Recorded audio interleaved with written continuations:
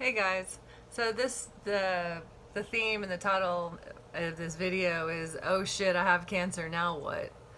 Um, and I'm making these videos and I'm just speaking as it's coming to me. It's just kind of flowing out of me, and so I'm just gonna go with it. But anyway, I'm in here making food, and I'm just gonna keep talking.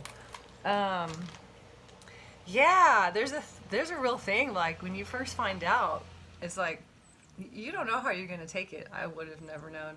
I was actually very calm. I wasn't surprised. I just the calm came over me at first.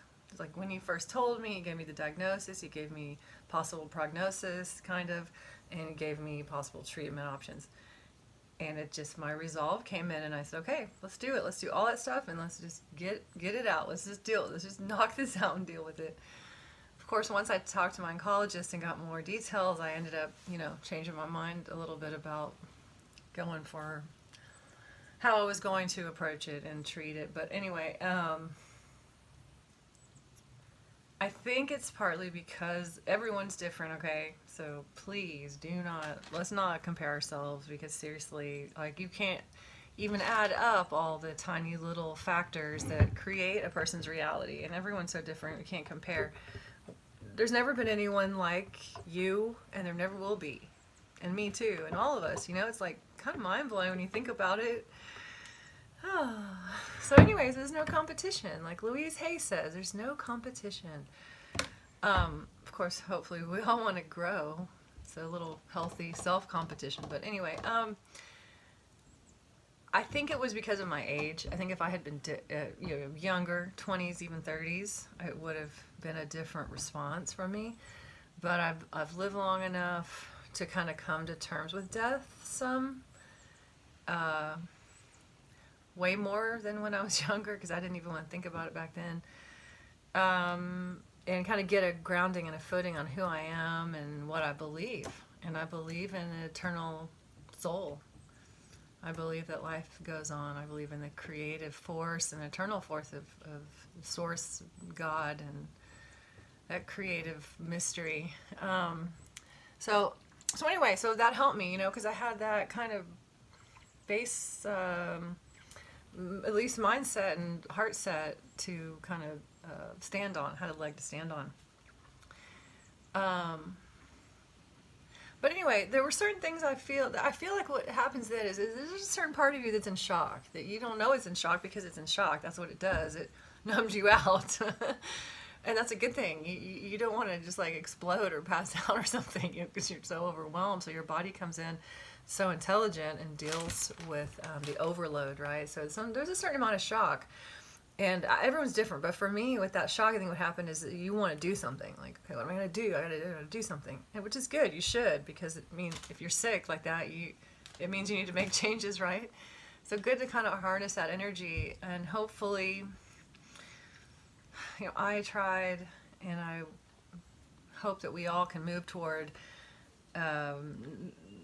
at least being aware of how much we're moving from a place of fear, but also allowing ourselves to not to not feel a lot of fear either, to allow ourselves to not get caught up in the fear. There's a lot of fear around cancer, understandably.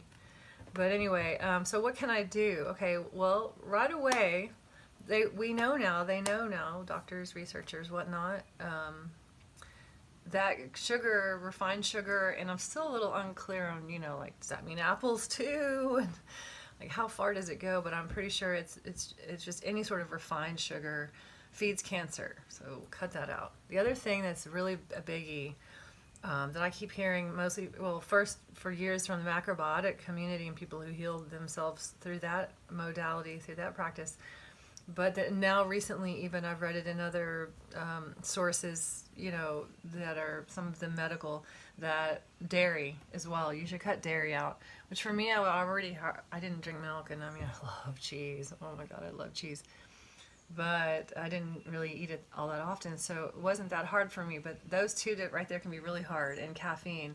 For me as a woman, if you have any kind of gynecological issues, you probably know that coffee is going to throw your hormones off. So when you're sick, it's going to be even worse. And it caused me pain too. It made caffeine coffee makes my lymph excuse me, lymph swelling, lymphedema. Oh, I guess so much worse. And pain, lymph pain. So salt and caffeine, stay away from those. Of course, refined sugar as well. That'll also throw your gut, the flora in your gut off if you have too much. I haven't had any refined sugar. I have a little bit of Manuka honey every so often. I have maple syrup. I use apples. I use apple juice. Dates I only used for my birthday. Those are pretty damn sweet. And really that's it. I find myself wanting sweets more than I probably should, but I try to at least keep it to those things. So that's another thing. Okay, so oh shit, I have cancer. What now? One really simple thing I did.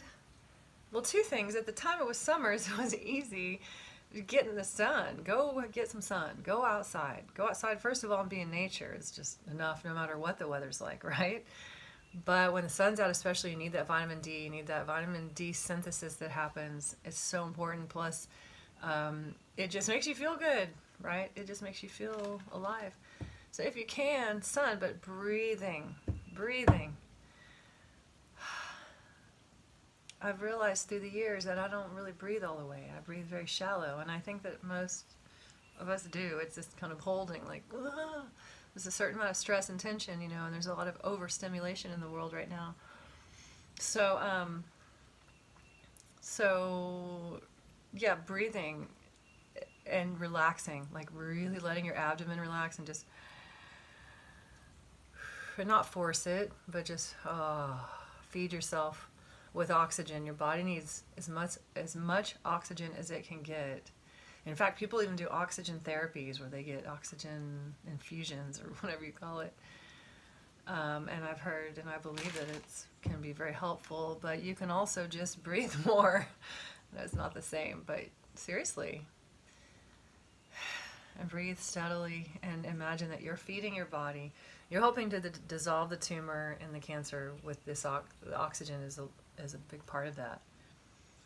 To help the body to remove toxins, to remove invaders, and restore balance, it needs extra water, extra rest, extra... here's another thing. Oh shit, I have cancer, now what? Don't be afraid to take a space from overstimulation. Oh my God, I was so sensitive in the beginning. I mean, I still kind of am, but I just couldn't stand it. Being in the car, being around people talking, just going to the store. It was like every little thing, every little stimulus was just overwhelming, and you put it all together, and it was just wearing me out. And I think that's because the immune system is worn down. Your energetic system, your physical body, your immune system, and everything that's part of your physical body is run down. Your body is low on reserves. And that affects how strong the immune system can kick in, and it's full of toxins. So you got those two things going on at the same time. Your body can rid itself of toxins, but if it's going on reserves, it's like you're trying to go drive up a steep hill in a dump truck, and you've only got a few drops of gas. So because of that, the nervous system really has to kick in. The nervous system's got to pick up more. This is my theory, okay? My experience, too. The nervous system, if it can have some rest and relax, let go of the contractive energy and the protective energy, and turn all of its energy and its attention inward, then it's going to be more available to receive just energy, vitality and energy from your environment, from the divine. And you need that recharge, because if you're not going to be getting it from your food, the cancer takes a lot of the nutrition out of our food. I mean, it just does. It's a parasite. It's well known now that it's a parasite. And there are various theories about how to get rid of those parasites, of course, but one of them is to starve it with no sugar, and not eating certain things. But it's going to take some of your nutrients. So if you want to have some of that, you got to eat extra, and you've got to take those rest periods away. So don't be afraid to tell people, I just feel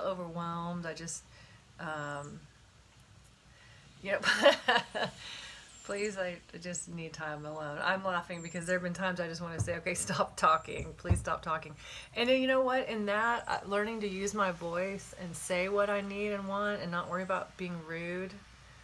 And then if I am rude, you know what? At least I express it and I can say, hey, I'm in pain right now. I'm so sorry. I'm trying my hardest to be here for myself and respectful of everyone else at the same time. But sometimes that is difficult and I need time alone.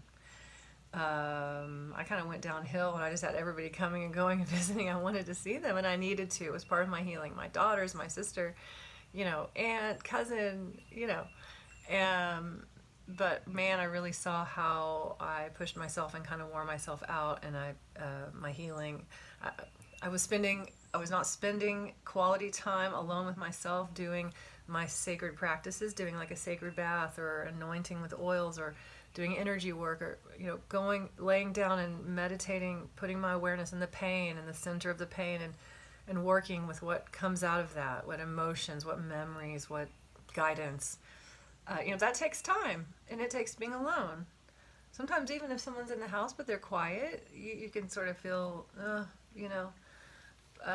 don't know, I guess I did way less now. But anyway, I'm going to make another video about this. This is getting long, but those are some basic things, like what shouldn't eat, how should I breathe, like basic. Filtered water, got to have filtered water. You can do one of these things right here. Real simple. I mean, I don't know exactly how much it was. I think it maybe have been like $125, which sounds a lot.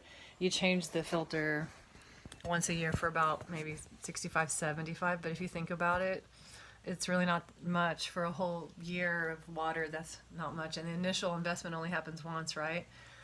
So, it makes such a huge difference. Your body needs organic food and produce. You cannot have pesticides. Like I said, you have you have toxins, and you're at a low, with your reserves. So we can't be putting more toxins in there, as much as we can help it. Anyway, you know what? That being said, this next video is going to be about the energetics and our mental attitude around all of that, around all those physical things. Okay, guys. Bye.